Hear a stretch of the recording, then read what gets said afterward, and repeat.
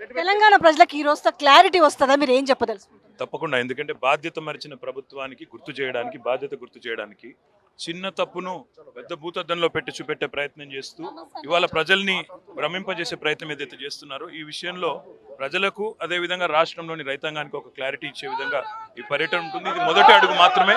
దీని తర్వాత ఇంకా చాలా చోట్ల కూడా పోవాల్సింది. రిజర్వాయర్లు, పంపింగ్ స్టేషన్లు, కాలువలు, కాళేశ్వరం యొక్క సమగ్ర స్వరూపాన్ని వివరంగా ఎక్స్ప్లెయిన్ చేసే బాధ్యత కూడా మాది. Thank you sir. సార్ చెప్పండి, మేడిగడ్డ పోయి మీరు ఏం చూపిస్తారు అనేసి ఈ రోజు వాళ్ళు కూడా వరుస పెట్టి ప్రెస్ మీట్లు పెడుతూ ఒక అవహేళన చేసే ప్రయత్నం చేస్తారు. ఏమంటారు? మేడిగడ్డ యొక్క విలువ వాళ్ళకి తెలుసుంటే ఈ పని చెయ్యరు. రైతుల కష్టాలు ఏందో వాళ్ళకి తెలుసుంటే ఈ పని చెయ్యరు. కేవలం రాజకీయం చేస్తున్నారు.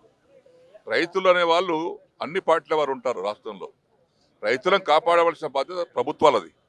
కానీ ఏదో వంకర పెట్టుకొని కారణం పెట్టుకొని ఇది అట్లా ఉంది ఇట్లా ఉందని తప్పించుకునే ప్రయత్నం చేయడం మంచి పద్ధతి కాదు. మేము కేవలం రైతు ప్రయోజనాలు కాపాడమే బాధ్యత మాది. మాకు రాజకీయం తర్వాత, రైతు ప్రయోజనం మాకు ముఖ్యం.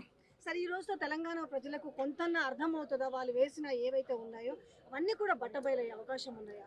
తెలుస్తుంది కదమ్మా. ఎన్ని రోజులు దాస్తారమ్మా? వాస్తవం దాచలేరు కదా. వాస్తవం ఎప్పుడో బయటకు వస్తుంది. కాబట్టి వాస్తవాలన్నీ ప్రజలకు కూడా తెలుసు. ఇంకా దాని మీద వాళ్ళు ఏదో చిత్రీకరించి చెప్పాలని ప్రయత్నం చేస్తున్నారు. ప్రజలు కూడా అర్థం చేసుకున్నారు.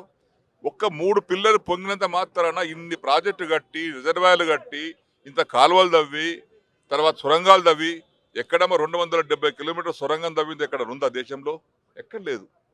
అట్లాంటి సొరంగాలు తవ్వించి సకాలంలోనే నీళ్ళు ఇచ్చేటువంటి ప్రయత్నం జరుగుతూ ఉంటే దాని మీద వాళ్ళు విమర్శించడం నేను తీవ్రంగా ఖండిస్తా ఉన్నాను.